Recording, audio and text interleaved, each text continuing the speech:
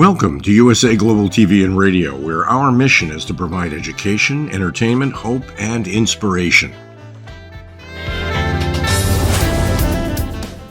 USA Global TV and Radio connects you with experts and audiences all around the world every single day to help you succeed in business and to live a richer life. Visit us at usaglobaltv.com to learn about career and life-changing training and mentoring programs like the Listening Mentor. Subscribe to our newsletter to stay informed about our special programs and offers. Discover how you can become a guest on one of our shows or a host or producer of a USA Global TV and Radio show of your very own. That's USA Global TV and Radio, where the doctor is always in.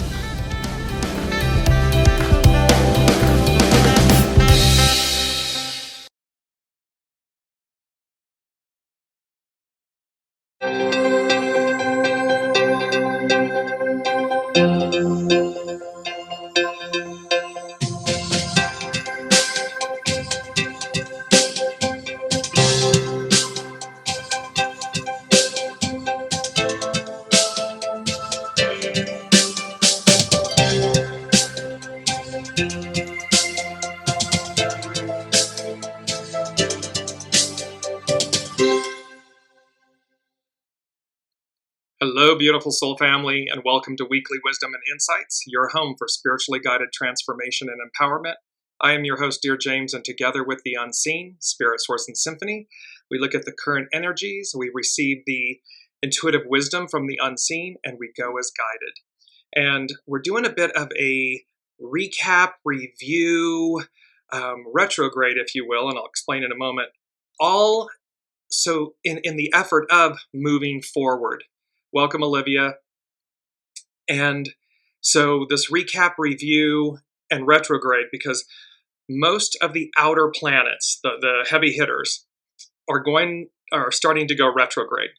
And they will kind of almost to the end of the year. So our outer planets, which affect greater massive change, are going retrograde. And in that, with last week's show, as we were looking, on the 20th of June was the solstice, the summer solstice. Welcome, Alicia. And the next day, on the 21st, was the Capricorn full moon. And as I went to look at this week's energies and everything, the Unseen was very clear about we're going back to look at the solstice, the summer solstice, the solstice. And we had said in that show that there was something different about this solstice. And so they're bringing us back to these two energies, the solstice and the full moon, the Capricorn full moon, with an effort of everything that's happening and occurring. These energies are setting the tone for us to move forward. So we're going to take a little walk down memory lane here, and let's just bring up last week's main theme was a powerful portal for change. And it was the full moon and the solstice energies. However, it really was talking about this open door, this open gateway for change, a powerful portal for change. This week, we have this beautiful, the solstice, teeing up the inevitable. So when we look at the astrological chart for the summer solstice, the solstice that just occurred on the 20th of June, and let me just bring it up really quickly. There was something about it. Here I'm looking at it, it's up on the screen, and I was looking at it, intuitively, there was this thing of like, this is teeing up the inevitable. This is and remember these energies, the solstice and the Capricorn full moon are working in concert together with one another. And there was something about the fact that it's teeing up the inevitable.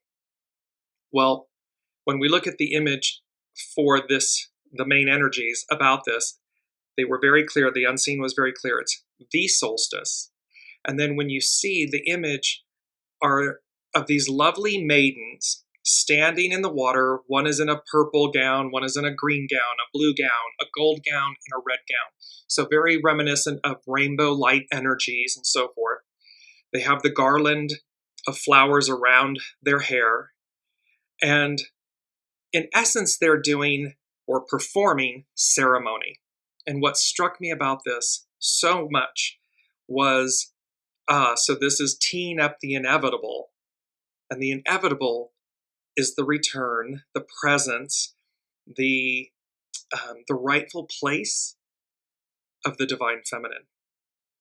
And how in their unity and in their harmony, they bring about a new age, a new era, a new way of being.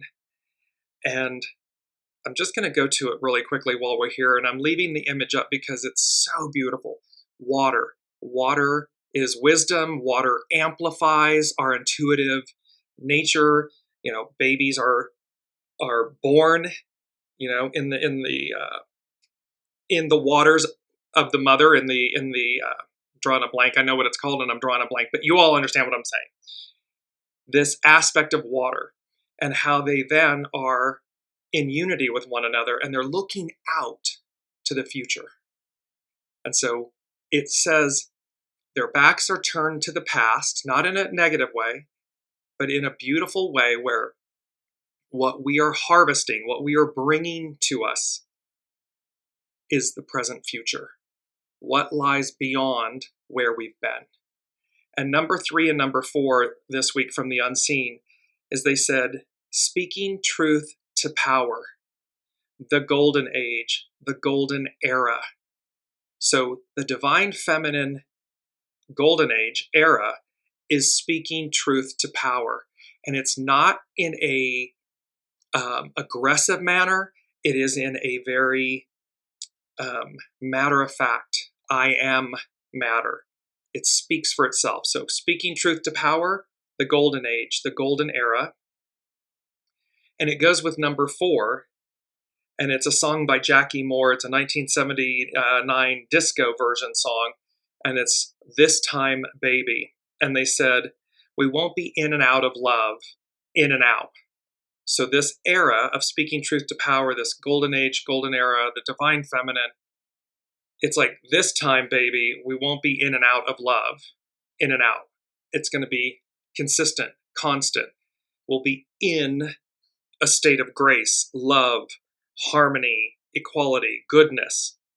Yes, we are still bearing witness to the Pluto going retrograding back into Capricorn, shaking the foundations loose, shaking the primordial tree so that we can be bloom where you're planted, transplanted to a new way of being. And this applies, obviously, it's the outer planets. So yes, it is the macro that we're speaking about.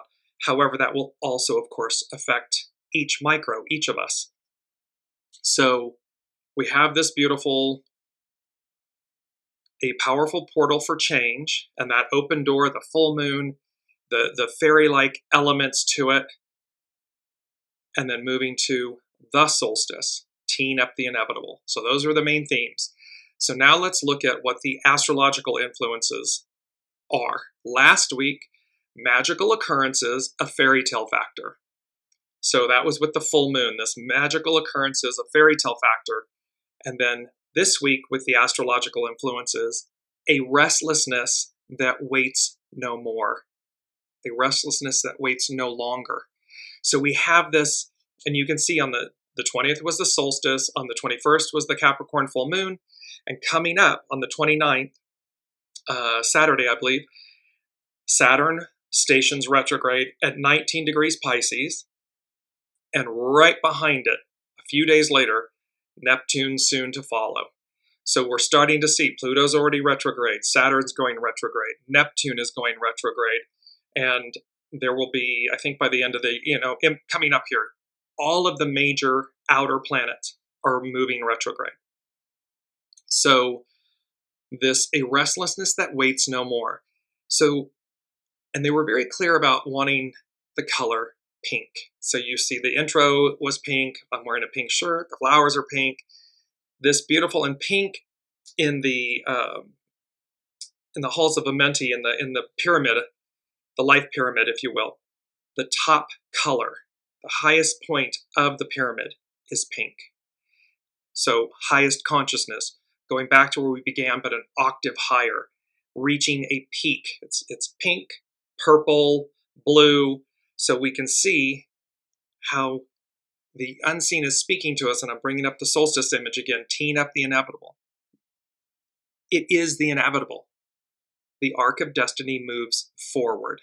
The divine feminine is taking her rightful place.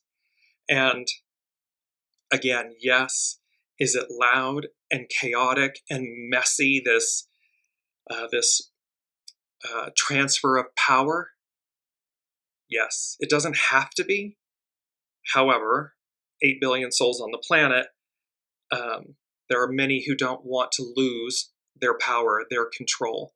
And so the unseen is asking us in this moment, they're asking us to look at within our individual lives, where are these aspects of control and not wanting to lose our control, our power, and so forth? What are those issues and items? And how are they affecting our lives? And to face them head on, address them. It's not the ostrich with your head buried in the sand. It's about recognizing, I'm doing this because I'm afraid, or for whatever reason, or, I don't want to lose something, or blah, blah, blah, whatever the issue is. However, if we're meant to let go of it, if it's meant to depart and leave us, if we're meant to empty it from our vessel so that we're pure and ready to receive the new, they're asking us, they're demanding that we do it, that we face it. Because again, the more rapidly we do so, the more rapidly we advance. And this is all about advance. So while we recap, review, retrogrades, look back, all of that recap and review and the retrograde is for our advance. It is going to advance us. And it's just how we go about interacting with it. Let's look at then the key words. And we have some beautiful keywords. So again, last week we had dispensation and an appointment, arrangement, or favor as by God, a divinely appointed order or age, the old Mosaic or Jewish dispensation, the new gospel or Christian dispensation, a general state or ordering of things. And this keyword dispensation goes with our beautiful image, Amaji. It's a Sumerian word, return to the mother. And it means freedom, manumission, deliverance from enslavement, and whole and clear, free, unencumbered. So this dispensation goes with Amaji, return to the mother. Then we have symbiosis, a cooperative relationship as between two persons or groups, interaction between two different organisms living in close physical association, typically to the advantage of both. So advantage, advance, and mutually harmonic, a mutually beneficial relationship between different people or groups. And the image that we had that goes with this is the Three of Cups. And here are these beautiful, from the Llewellyn Tarot, Mora Green Jewelry, and the Lightseers Tarot. On the left, you see, almost kind of similar to our main theme image, the three maidens, their cups raised, the full moon, and they're in unity, harmony, celebration. They're coming together.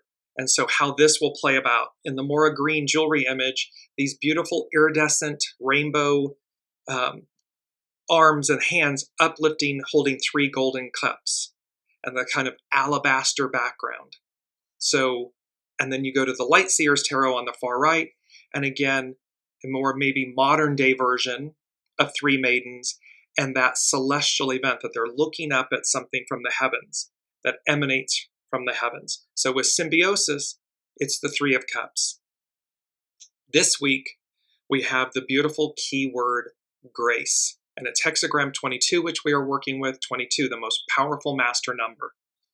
Grace, unmerited divine assistance given to humans for their regeneration and or sanctification, a virtue coming from God, a state of sanctification enjoyed through divine assistance, to confer dignity or honor on or upon. And with this, we have the beautiful image of the High Priestess. And here she, representing the divine feminine, and she's the keeper of wisdom, the keeper of secrets. She knows all, and she reveals it to us in divine time, divine order. And so again, be looking to your individual lives, in our individual lives, and this is from Brigitte Ashwood with Luminous Tarot. Where is the unseen? Where is your soul source connection, leading you, guiding you, advancing you? What is it that you are to release and let go of? Because again, the quicker, faster, more earnestly you do that, the more readily and expeditiously it arrives, it comes to you, the more easy it is for you. And it's all for you. It's for us.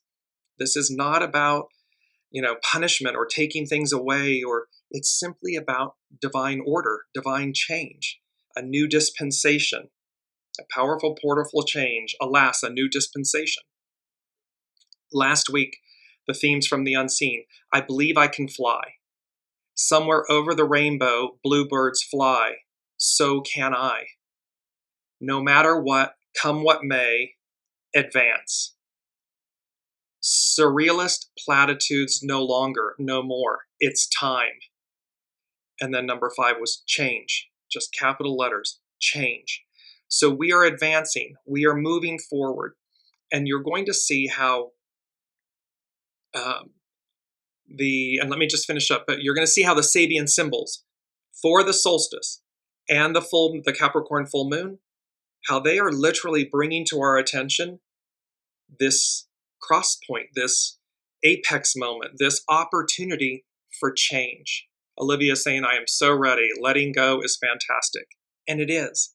Because again, when we recognize that it's not happening to us, but it's happening for us, with us, well then it's easier to get on board. It's easier to pursue it. It's easier to embrace and embody it. We're not salmon. We don't naturally swim upriver. It's not what humans do.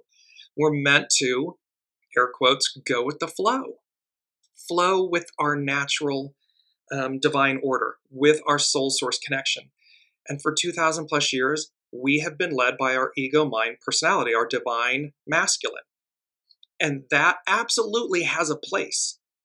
We must absolutely have a healthy, fortified ego, mind, and personality. However, not to the detriment or exception or suppression of our intuition, our divine feminine. Because that knowing, that truth, that moral purity is there for a reason. It is to guide us so that we live harmonic, beautiful lives. We live long lives when we're like that. We're in harmony with one another. We're in harmony with Mother Earth. It's not hard. We just aren't doing it. And thereby, here comes, and it's number 1, so here comes, backtracking to find our way forward. That's from the unseen. We're backtracking, so all of these major planets going retrograde. This looking at the solstice, teeing up the inevitable, a powerful portal for change, alas, a new dispensation. Backtracking to find our way forward. And then it's the words double Dutch. And this came up in a client's reading last week. And this is from the National Double Dutch League. The history of double Dutch. Basically, double Dutch is a rope skipping exercise played when 2 ropes are turned in egg beater fashion. While the ropes are turned, a third person jumps in. 3 of Cups. This unity. You've got to be in sync with one another. There's a unity about it. There's a celebration. There's an excitement. If you've ever watched, it's amazing when people do it and do it really well. A history of the game written by David A. Walker, the founder of the sport, traces the probable origins to ancient Phoenician, Egyptian, and Chinese rope makers. Ancient Phoenician, Egyptian, and Chinese rope makers. So we're talking about thousands of years. They plied their craft at rope walks, spaces 900 feet or more in length, usually near seaports, with a bunch of hemp around their waists and 2 strands attached to the wheel. The rope makers walked backwards, twisting the rope into uniformity. As the runners traveled the cluttered floors supplying the spinners with hemp, they had to jump the twisting rope. To make their deliveries, they needed quick feet, lithe bodies, and good eye perception. It is possible that at these ancient rope works, the basic framework of double Dutch evolved. In all likelihood, the rope spinners, runners, and their families patched together a leisure time activity from their work. The strand over strand turning movement of the spinners, the footwork of the runners, evolved into the game. Thereafter, it was passed from generation to generation. The Dutch settlers brought the game to the Hudson River trading town of New Amsterdam, now known as Manhattan, New York City. When the English arrived and saw the children playing their game, they called it double Dutch. So, for anybody that's ever watched double Dutch or tried to participate in it and so forth, it takes great unity, acuity, divine timing, divine, symbiosis. It requires it. And when it's done, and when you have more than one person jump into the middle and they're doing it all synchronized, it's extraordinary. It requires oneness, unity. These are the energies that the unseen is speaking of. And it's number 3 and 4, speak truth to power, the golden age, the golden era. How do we unify body, mind, and soul? Ego, mind, personality, body, soul, source connection. They have to be unified. And DNA, a beautiful twisted rope. Double Dutch, a twisted rope with multiple components that are all being harmonized in unity. And that speaks to the Aquarian age, the matriarchal age, and what we're looking at, what they're saying to us, because the unseen is imploring us to hear their message, to get it. They are imploring us to stop doing what we've done before. Plain and simple. They're like, been there, done that. There's alas, a new dispensation. So let's look at our mantras. Last week, I am ready. And you see the feminine on the magic carpet. Somewhere over the rainbow, bluebirds fly. So can I. I believe I can fly. So we have this beautiful image, and over the sands of time, and there she's magically, floating, hovering. And then this week, our mantra is, this is my now. And you see the pink with the yellow, and it's the dandelion, the seeds, where it's getting ready to take flight. It's getting ready to be released. And so the unseen is saying to us, this is my now, and I am ready. So we're ready to do this thing. So let's take a look. I'm going to share my screen with you all, and we're going to go to Pam Youngin's North Point Journal. And let me just bring this up. This beautiful image that she has by Free Pick. And you see the bonsai tree. You see the initiate, the Buddha, sitting in review, in stillness. And what struck me about this image with all of this is you see all of these white stones. Some are larger, these stones, pebbles. And what instantly hit me was each one of these pebbles, these stones, in this stillness moment, this reflective moment, portray wisdom. And how, we often talk about, when you stub your toe on a stone, it hurts, it gets your attention because we're not paying attention. Here's all of these stones and pebbles representing, so we're surrounded by wisdom. And they're in this beautiful kind of soft, pale white. It's a beautiful image. And it speaks, everything about this image speaks to wisdom. And that is what we are being called forth to engage, our intuitive wisdom. So let's go. She says, Pam Youngin's the astrologer with her North Point journal. And she speaks to planets at a standstill. 2 planets at a standstill.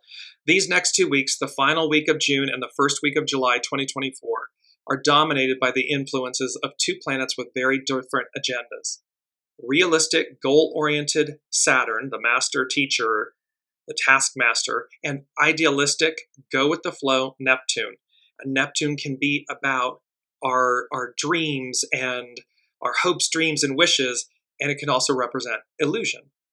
Both planets are virtually at a standstill as they prepare to go retrograde.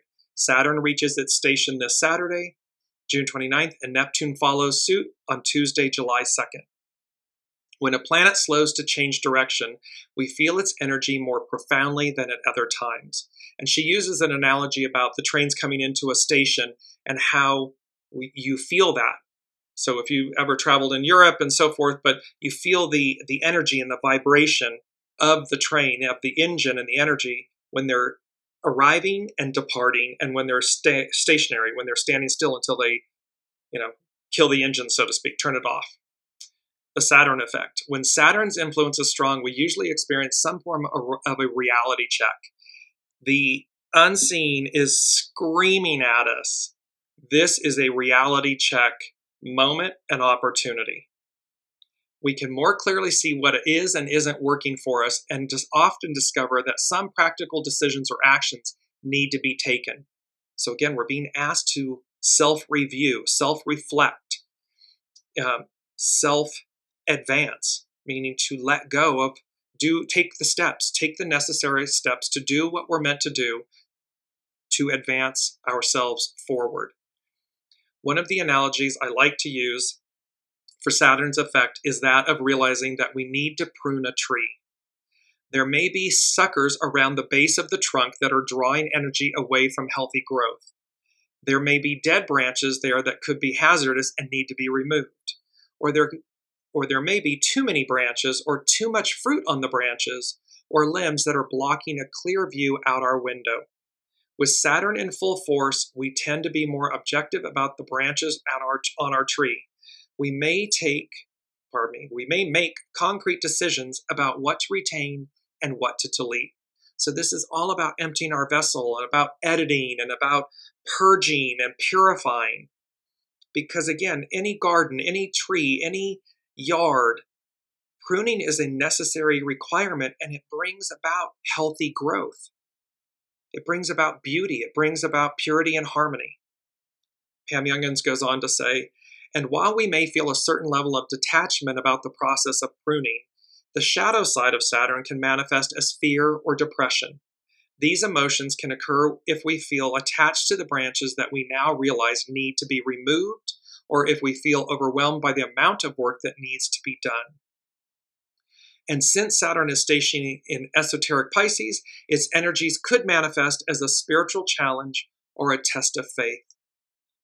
The way through is faith, trust, and one step at a time. It's not to become overwhelmed with the entirety of what needs to be pruned and purged and purified. It's just to simply recognize it and then say, what is the first? And the bonsai tree. You trim a bonsai tree so gently, so carefully, slowly. Well, step by step by step. It's the same exact thing. So this is where we are. Saturn will station at 19 degrees, 25 arc minutes in Pisces on the 29th. The Neptune effect. In great contrast to the sensible assessment of reality and practical action required by Saturn, mystical Neptune's task is to teach us about intuition, faith, trust, and the big one, surrender. You are never more empowered than when you surrender. And you're not surrendering to some person, place, or thing. You are surrendering to yourself, your soul source connection. So remember that. Remember that when you surrender, it is unto yourself, your soul self. And it's okay to say to your ego, mind, personality, I know this is scary. We'll get through it. It's not here to harm us. It's here for us. And we will become more, greater. We will expand our container, our vessel. Pam Youngins goes on to say, as we work with its influence, we benefit from focusing on our spiritual practice in whatever form that takes. The creative imagination is enhanced when Neptune is strong, as are the intuition and all our clairsenses. We are more sensitive, idealistic, and impressionable, experiencing more of the attributes associated with the high heart chakra: compassion, understanding, and altruism. We may feel more comfortable floating through the day rather than trying to direct our actions or intentions. Going with the flow, being in harmony and alignment with our soul source connection, and recognizing when our ego, mind, personality is causing us to experience anxiety, frustration. It's like, that's my ego, mind, personality. That's not my soul. My soul's over here on the left. It's over here being quiet. It's over here observing. It knows better. That's my ego, mind, personality causing this friction, this chaos, this confrontation. Let me release it. The shadow side of Neptune manifests when we take these high vibrational qualities to an unhealthy extreme. Compassion and altruism can become self-denial or lead us to take on the role of rescuer or victim, martyr. It's happening to me. Why do I, do this? Blah, blah, blah. But that's the point. Ask yourself, why am I playing this role?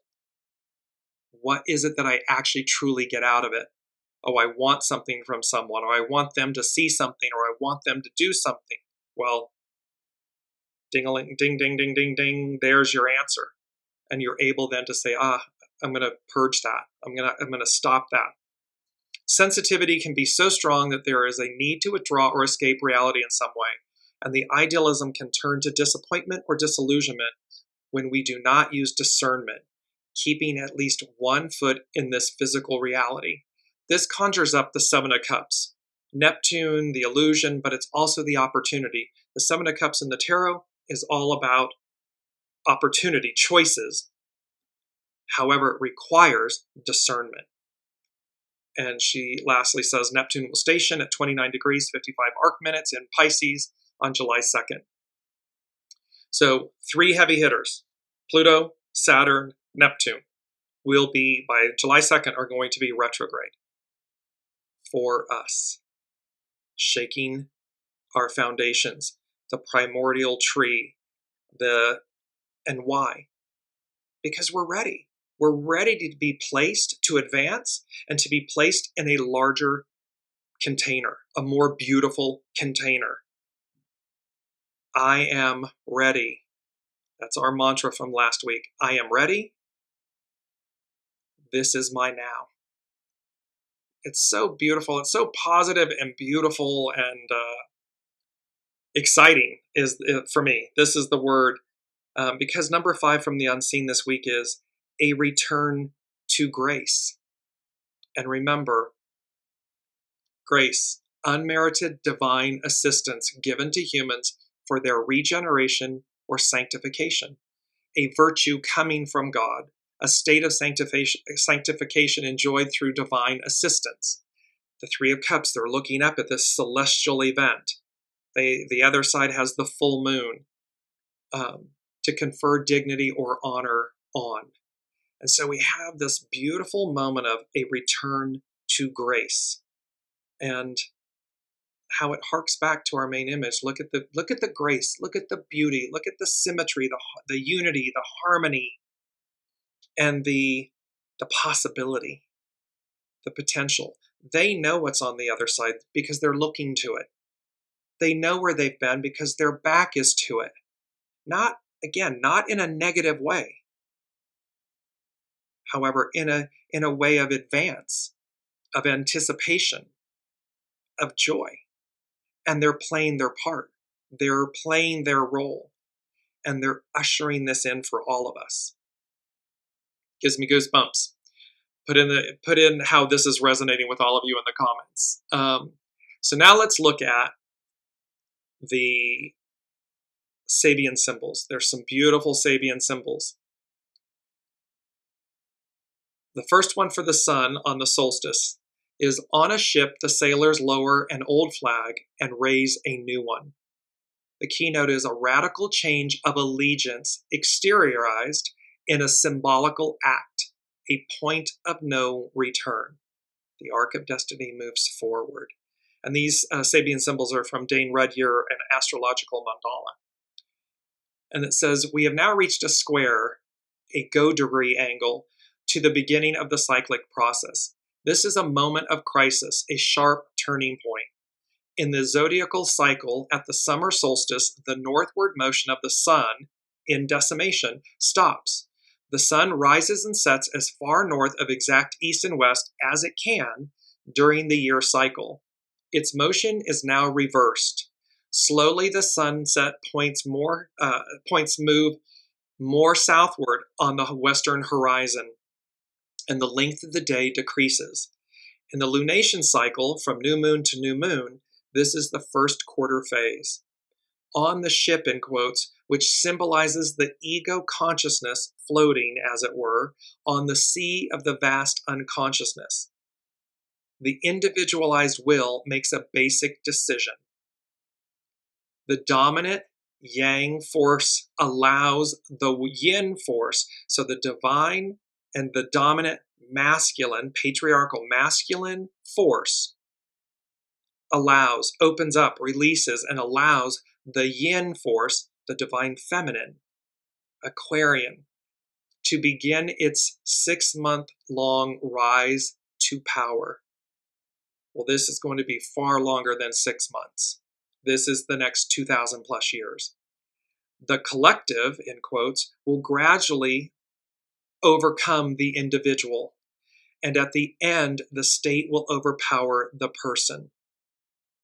Now, however, the individual person enjoys their most glorious hour. They exult in their ability to make a free decision, to act as an individual who selects their life goal and their allegiance. The great American eclipse of August 2017, the unseen saying, we're drawing a line in the sand. You're being seen. You're being counted. So here we are being asked to choose, to decide what, in our free will, where do we stand? Are we clinging to the past? Or are we openly advancing to the future? In a decisive act heavy with consequences, the symbolic college youth might realize that they should bring to an end their quest for the ideal companion and enter into matrimony. They assent to the possibility of progeny, of home responsibility. Their consciousness accepts a process of fundamental reorientation, implying the stabilization of their energies. They recognize the world is changing, the time, the era is changing, their energies are changing. And so they accept a greater responsibility, a greater possibility, potentiality through this reorientation, as opposed to trying to cling to the past. Olivia is saying, what comes to me is to let go of any blame, no matter who or what, even myself. Absolutely. Because everything is truly divine and neutral. It's for us to see beyond it or through it. And you'll see how that plays in HEXAGRAM 22. There's a fable that is included in that. The full moon to the sun. So the full moon sun, a man on a magic carpet hovers over a large area of land. You see that in one of the person hovering on a magic carpet. The ability to expand one's consciousness by stabilizing one's point of view at a higher level. This is the paradox which confuses so many minds. As long as the intellect restlessly searches for new horizons, it is confused by its searching. Remember, they are saying to us that a revisionist history no more, and that we're looking at this, that we're not confused anymore. There's no more restlessness. That's in our it's our astrological influences, a restlessness that waits no more. Well, accepting a stable focus, the mind can raise its point of observation and see reality in a truer perspective, a higher octave. We can see through the illusion. The individual becomes the whole, focused at this particular point for a particular task and function. They can at least reflect the consciousness of the greater whole of humanity. This second stage symbol establishes a contrast between a stabilizing new allegiance, which limits the will, and the capacity to envision life from a wider perspective. See, this allegiance which limits. Oh, I'm attached to the old person, place, or thing, or way. And thereby, that allegiance to the old limits me. It confines me, oppresses, suppresses me. And I'm actively choosing that. Why? And yet, or there's a capacity to envision life from a wider perspective, thanks to which many lives are seen to converge upon the raised consciousness. Many souls, many people will choose to converge upon this raised consciousness. At this stage, one realizes that by giving up an indefinite search for two-dimensional extension, one gains elevation in the third dimension of consciousness. There's more. There's always been more. And we are now coming in at the same time with it. However, it's a choice. You got to choose it. It is a choice. So with the moon, so we're looking at the sun, the moon, with the moon for the solstice, seagulls flying around a ship in expectation of food. So notice the image of water with the maidens, ships, hovering, flying, greater consciousness, the water aspect. It represents our emotions, which means it's our intuitive nature. So here, seagulls fly around a ship in expectation of food. The easily acquired dependence of psychic desires upon the stimulation of social circumstances. What this speaks to is how seagulls or animals become dependent upon the effects of humanity, of humans. Dependence. Where are we dependent upon an old way, an old belief, an old wound? And we're asked, micro and macro, we're being asked to look at it. Because what happens when the seagulls become dependent on the discards of humanity? They forget their nature. They forget what is innate within them and where they would source that out in a more pure manner. So they're literally dependent upon humanity's waste. Well, look what happens. The full moon symbol for the moon, 3 rose windows in a Gothic church, 1 damaged by war. The necessary realization by any individual making a violent use of collective power that it will lead to the inevitable destruction of some of the values ensuring group integration. Its main symbol, it represents the capital, the currency, the capital of group energies is partially squandered in armament and death. Waste is the opposite of group integration. So it's our decay. It is our inability to listen to our soul source connection that creates waste, that harms the greatness that we are. It harms us. and we become dependent on it. We can't think for ourselves. We can't find it ourselves. We are in chaos. We're creating chaos. And all we have to do to stop the waste and the chaos and the dependence is fine-tune our internal GPS, soul source connection. Go back to listening to your soul. Allow your soul to lead. Align your ego, mind, personality in service to your soul source connection. Bam. Limitless. We can fly, over the rainbow. We can, all of these things are possible. And this is not airy-fairy, BS. It's fact. It's truth. It's what came before us. It explains what came before us that we still cannot replicate today. Pure, plain, and simple. It's not rocket science, as they say.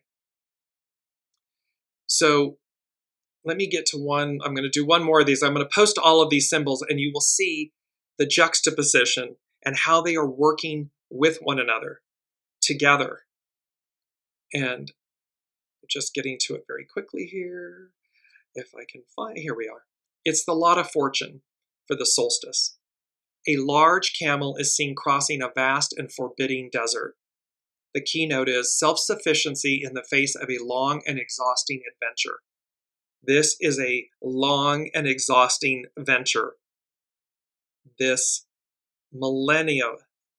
for millennia, for us to arrive at this new moment, this return to the divine feminine, Amaji, to free ourselves.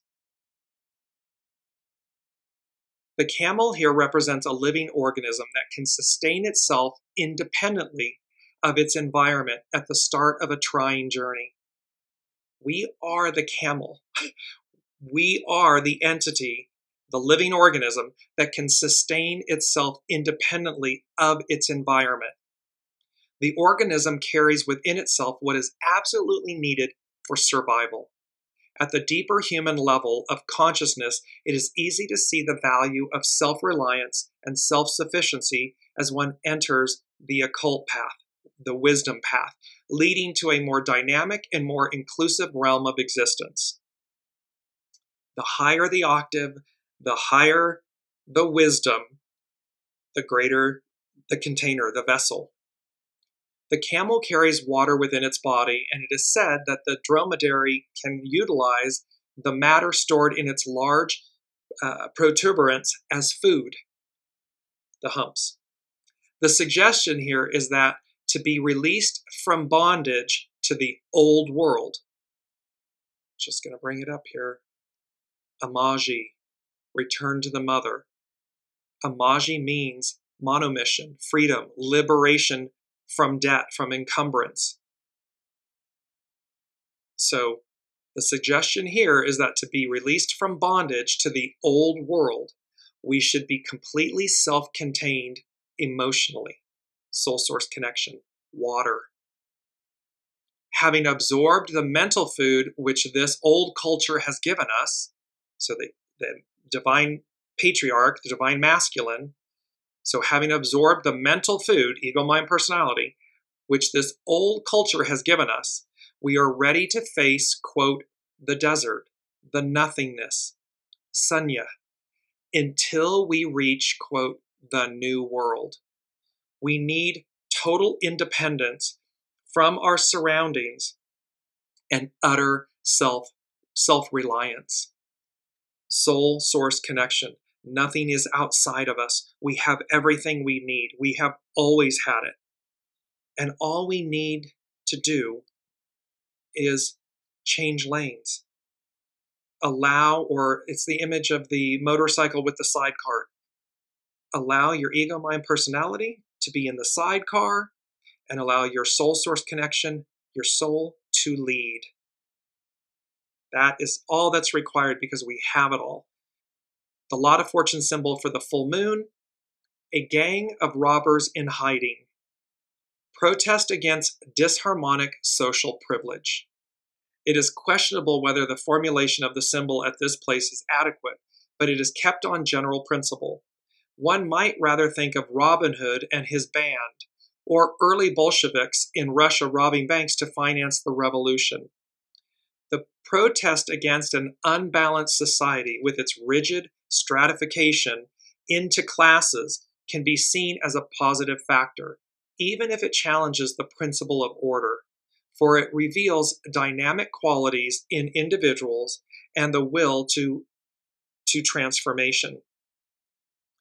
In another sense, it is the dark shadow of the ideal of non-possessiveness. The question is, how valid and effective is this kind of protest? The fourth stage in a fivefold sequence of symbols and phases usually presents us with at least a hint of technique. What can this mean at this level? So what does this mean at this level, this protest against disharmonic social privilege?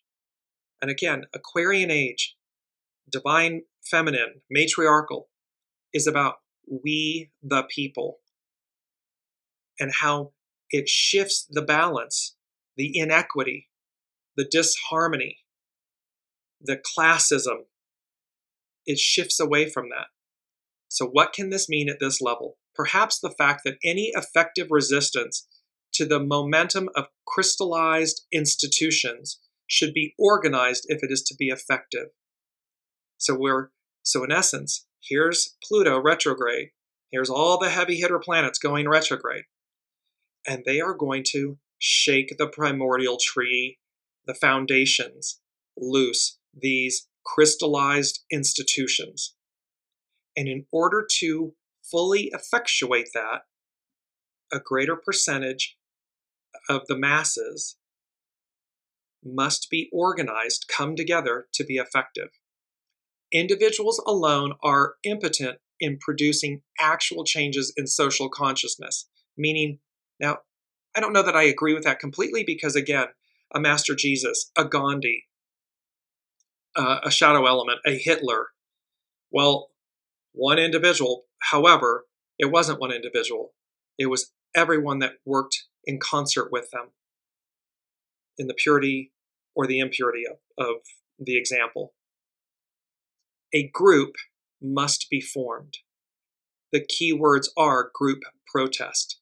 So there's a group protest at the same time, a total independence from these outer elements, or a self-reliance, coming to the awareness that we're not buying this bag of goods that are being sold by individuals that want to maintain the old order, the old way, their power, their control, at the expense of the Aquarian age, the masses, we the people. So again, there's great beauty here. And I'm going to post all of the Sabian symbols for the solstice and the Capricorn full moon, and you'll see them in concert with one another, and how the message is speaking very loudly and very clearly that it's number 2, and I touched on it a moment ago. The unseen said, a revisionist history no more. What you see is what you get. Monkey see, monkey do. And that's when they went into speaking truth to power, the golden age, the golden era. So this kind of trying to rewrite history to say that somehow everything that we've been through in the last 2,000 plus years didn't happen. I mean, all the uncomfortable, not pretty elements, the shadow aspects of the divine masculine era. We're going to whitewash that. We're going to revise that. We're going to act like it never happened. Yeah, that's not happening. The unseen is saying, no, a revisionist history, no more. What you see is what you get. So if you're aligning with that truth and that existence, that's the experience you're going to have. It's not the era, the energy, the era, the experience that is going to remain or stay. Advance. We are advancing forward. And so again, that train comes in, that the patriarchal divine masculine train comes into the station, it stops, and it does not leave. It doesn't continue on anywhere. You cross the platform, you get on the divine feminine, matriarchal, Aquarian age train, and that one is the one that's taking off until it completes its cycle 2,000 plus years from now. Last but not least, let's look at hexagram 22. And it's about grace. Its action is accept. I mean, when we act with grace, we see the divine in one another. It's namaste. I bow to the divine in you. I see through the illusion. I see through what's on the surface. I see what's really occurring. And you see me. Its hidden influence, 40, liberation, amaji, monomission, liberation, untangle. We untangle the web. Its underlying cause, oppression and exhaustion, adapt. It's hexagram 6, conflict, let go. So where there's oppression and exhaustion, adapt. Empty your vessel. Allow things to move forward. The master said, pardon me, we're going here. Fire at the foot of the mountain, the image of grace. Seasons can change gracefully or destructively. Either way, nature's behavior cannot be classified in terms of good or bad. It's divine neutral. We build homes in what was once a desert, irrigate our gardens during times of drought, and wonder why the trees in the hillside catch on fire. The seeds of higher elevation plants actually require fire for regeneration. We've spoken a lot about baptism by fire. This Holy Spirit descending upon to illuminate, to awaken us to a higher level, a higher consciousness. In the image of how things are valued, the Master said, the way is benevolent and excels on bestowing. Through wildfires, nature accomplishes new growth by removing old growth. Although you may put labels of value on experience, you sometimes cannot see how good fortune perches on apparent disaster. So we can look at this transformation, this apex moment from patriarchal to matriarchal, Piscean to Aquarian, divine masculine to divine feminine, as an apparent disaster. We're leaving what we've known, and yet good fortune perches on apparent disaster, because all of a sudden we expand, we open our vessel. Mountains and islands are created, and this is by Carrie Hone at cafeausoul.com. Mountains and islands are created by the violent shifting of tectonic plates. Nature paves the way for renewal through fire, floods, and landslides. And me possibly sneezing. Living within a sliver of time in geological terms, we erect our structures on an ever-changing landscape. Since the beginning of its existence, the Earth has always been very much alive. And yet we take that for granted. We are the custodians. We are meant to be in harmony with Mother Earth. And yet we act like she's not a living, breathing organism, entity, like we are. What are we doing that harms her? Would we choose to do that to ourselves? And when we do we find ourselves self-correcting that? Obstruction in here is often overcome through the breaking down of what we cling to out there. Over time, you will recognize all experience as the graceful way that life leads you where you need to be. Pi, grace, is translated to mean because, and suggests that life doesn't happen to you, it happens because of you, for you. It happens because of the choices we make.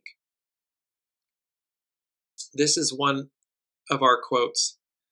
One who is open to the way will gladly embrace it.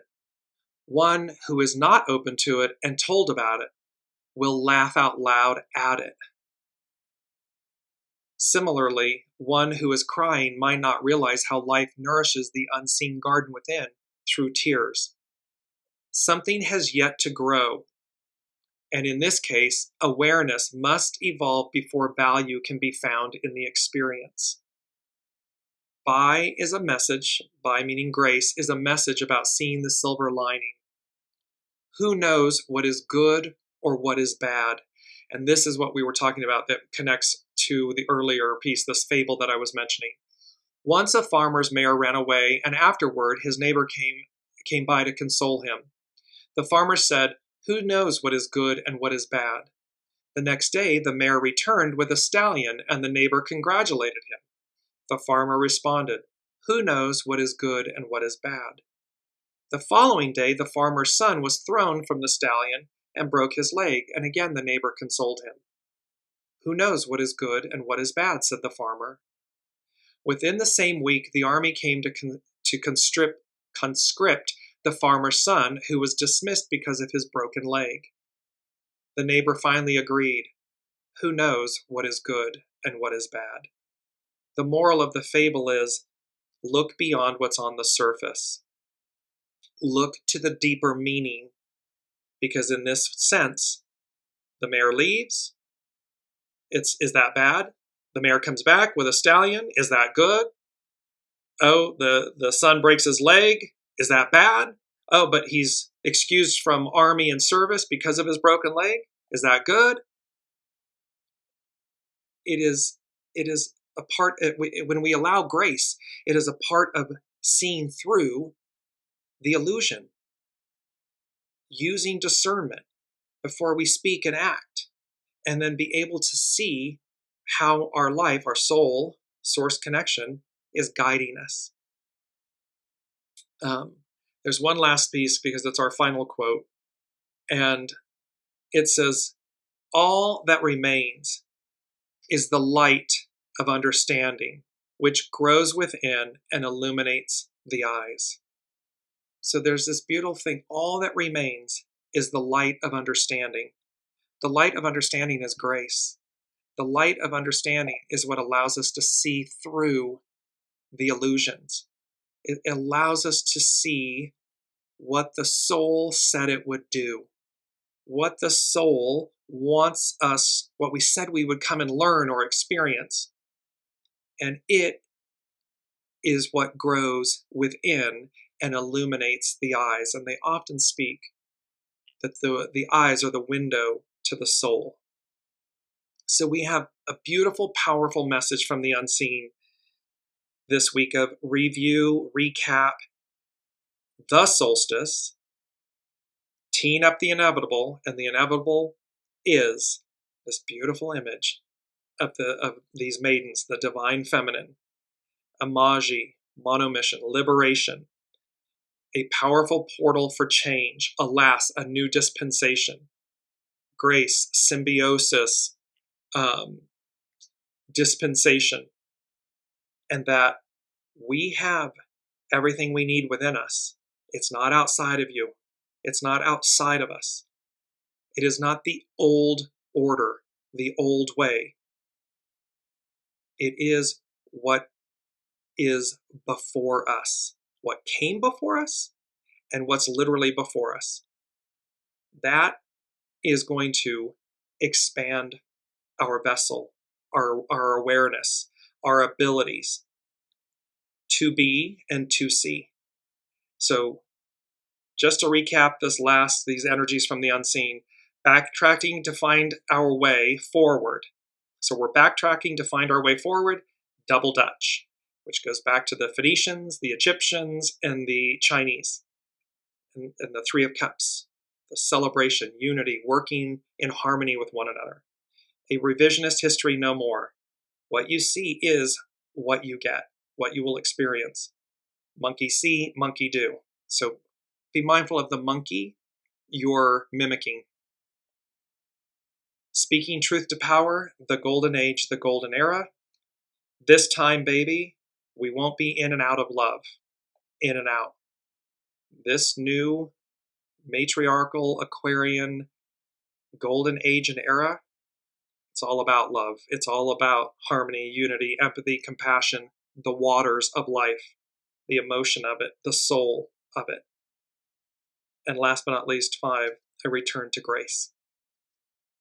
Cannot wait to see you all. Thank you for your comments, for your presence, for your energy, your love.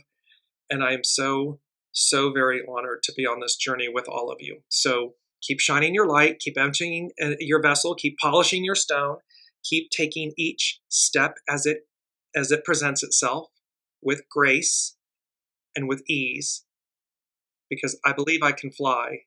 Somewhere over the rainbow, bluebirds fly. So can I. No matter what, come what may, advance. Surrealist platitudes no longer, no more. It's time. And it's all about change. It's all about advance. Until next week, we will see you all then. Be well and be wonderful and keep shining your light.